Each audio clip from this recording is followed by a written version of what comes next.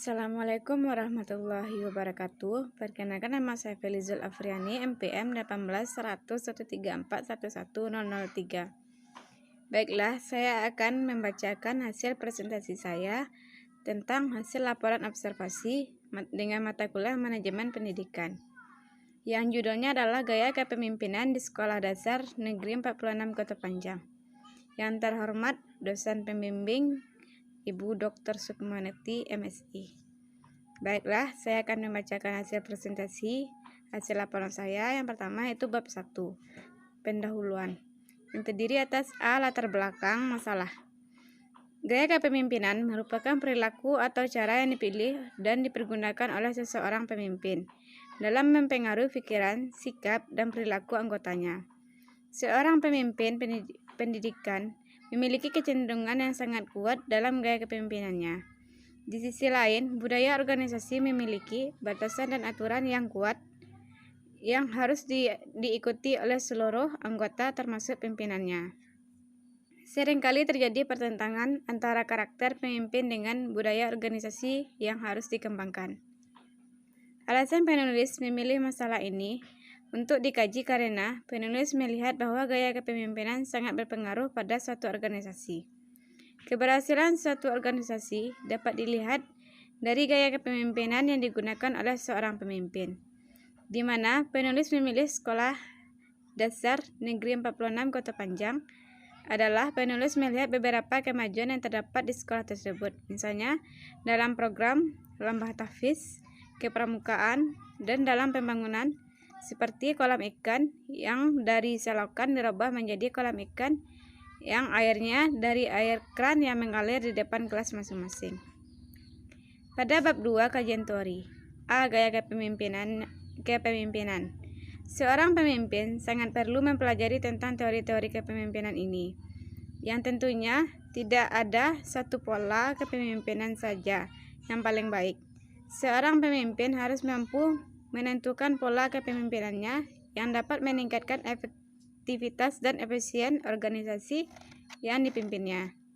Pemimpin suatu organisasi merupakan orang yang bertanggung jawab secara penuh terhadap berhasil atau tidaknya organisasi tersebut dalam mewujudkan organisasi yang berkualitas. Tanggung jawab pemimpin tersebut tentulah tidak dapat dilakukan sendiri. Selanjutnya itu yang B, kekuatan kepemimpinan.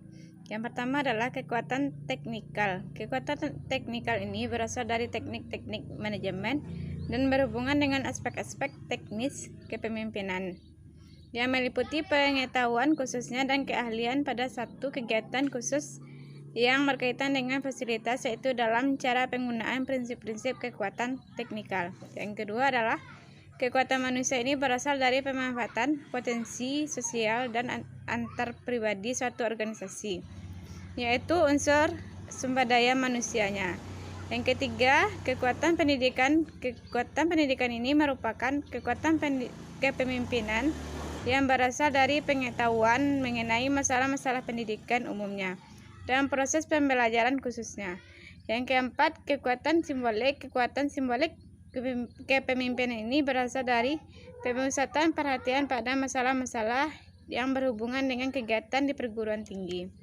Selanjutnya itu tipe-tipe kepemimpinan dalam kehidupan suatu organisasi. Yang A yaitu tipe otoriter, yaitu suatu bentuk kepemimpinan yang mempunyai hak dan kekuasaan penuh untuk bertindak dan memerintah. Dalam tipe kepemimpinan ini, seorang pemimpin bersifat ingin berkuasa dan akibatnya suasana yang menegangkan. Yang kedua yaitu tipe laissez-faire.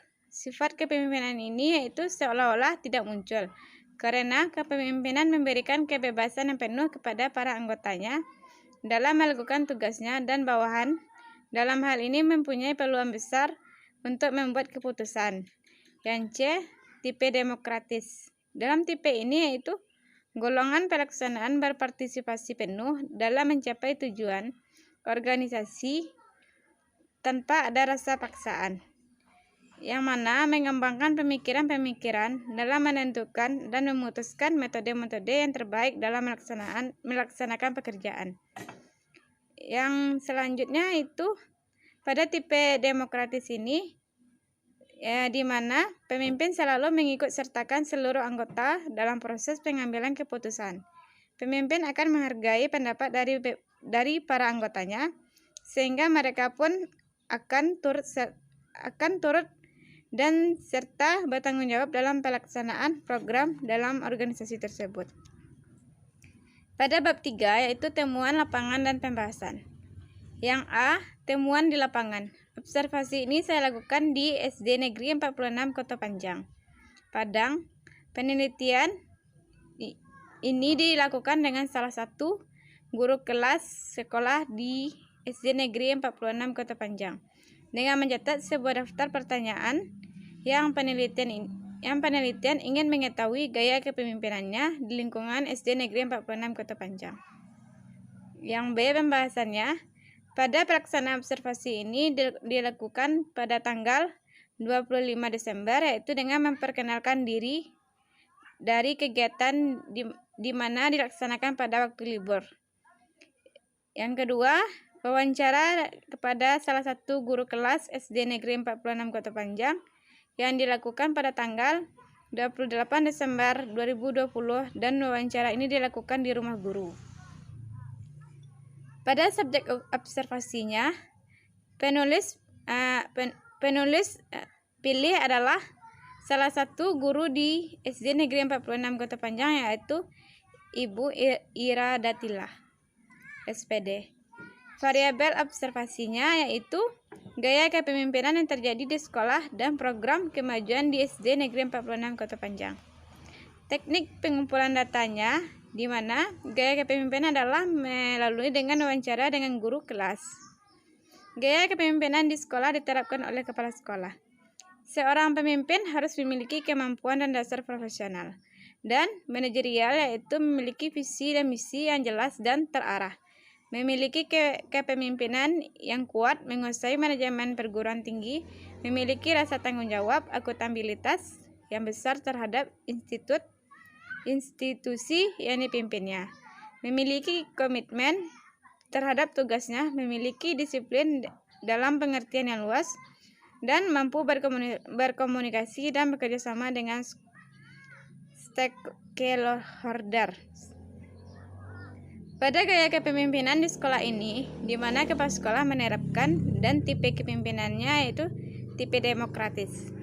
Dalam tipe ini, golongan pelaksanaan berpartisipasi penuh dalam mencapai tujuan organisasi tanpa ada paksaan. Pada observasi ini, penelitian melakukan di mana salah satu guru kelas yaitu Ibu Ira Datillah menjelaskan bahwa gaya kepemimpinan kepala sekolah yang dipakai adalah bersifat demokrasi atau demokratis, di mana terjalinnya komunikasi yang baik antara atasan dengan bawahan. Beliau menjelaskan kepala sekolah kita yang dalam pelaksanaan dalam mencapai tujuan dan sangat berpartisipasi penuh dalam kemajuan sekolah ini, sehingga antara atasan dengan bawahan tidak ada pembatas dan mempunyai tujuan yang sama, baik itu hubungan kepala sekolah dengan guru kelas maupun dengan siswa yang saling mendorong dan aktif pada sekolah tersebut. Pada pelaksanaan gaya kepemimpinan tersebut, apakah sudah berjalan dengan baik atau belumnya? Secara sederhana, komunikasi berarti penghubung atau hubungan timbal balik antara sesama manusia.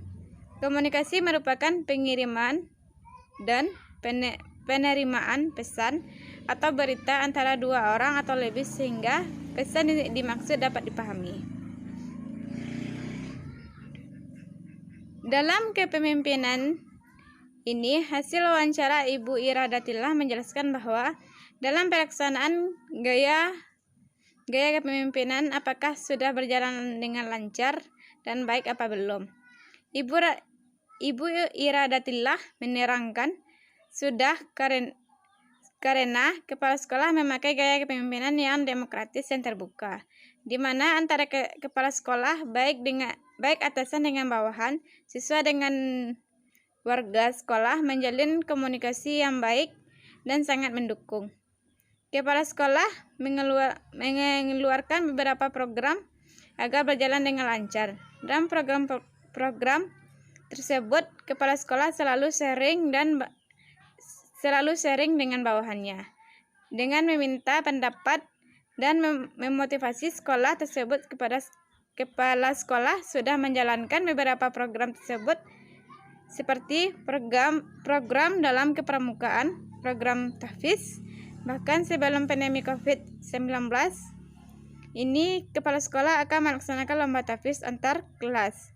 Tapi karena terkendala oleh COVID-19, maka acara itu tertunda sampai saat ini. Kepala sekolah juga membuat sebuah program yang membuat selokan yang diganti dengan kolam ikan dan airnya yang mengalir dari kran yang ada di setiap depan kelas masing-masing. Selanjutnya, harapan ke depannya agar sekolah menjadi sekolah yang bermutu adalah, menurut Ibu Ira Datillah, untuk ke depannya menjadi sekolah yang bermutu dengan cara antara kepala sekolah dengan bawahan tidak ada pembatas, baik dengan guru, siswa, dan warga sekitarnya, yang menerapkan gaya kepemimpinan yang demokratis dan yang terbuka.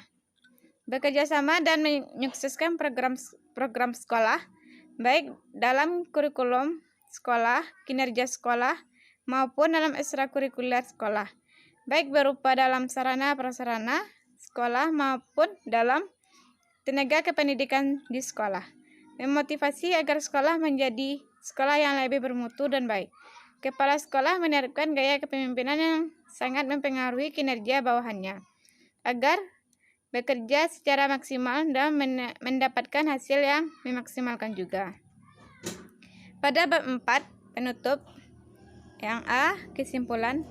Dari wawancara yang saya sudah laksanakan pada SD Negeri 46 Kota Panjang, saya dapat mengambil kesimpulan bahwa kepala sekolah menerapkan gaya kepemimpinan yang demokratis dan terbuka, baik atasan dengan bawahannya maupun atasan dengan warga sekitarnya.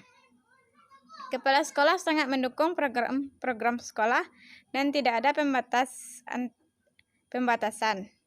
Keberhasilan sekolah juga ditentukan dari bagaimana gaya kepemimpinan kepala sekolahnya, baik dengan bawahan maupun dengan warga sekitar, dan dapat dilihat juga guru dalam proses belajar mengajar di sekolah tersebut. Sarannya adalah gaya kepemimpinan sekolah ini sangat penting karena ada kerjasama yang terjalin antara pemimpin dengan anggotanya dan pentingnya pemahaman pemimpin terhadap anggotanya. Dalam penulisan pada laporan ini, penulis menyadari masih banyak dan jauh dari kata sempurna dan masih belajar. Oleh karena itu, penulis sangat membutuhkan saran dan kritikan dari pembaca. Sekian hasil presentasi laporan observasi saya. Kalau ada kata-kata saya yang salah, saya mohon maaf. Wabillahi taufiq wal hidayah. Wassalamualaikum warahmatullahi wabarakatuh.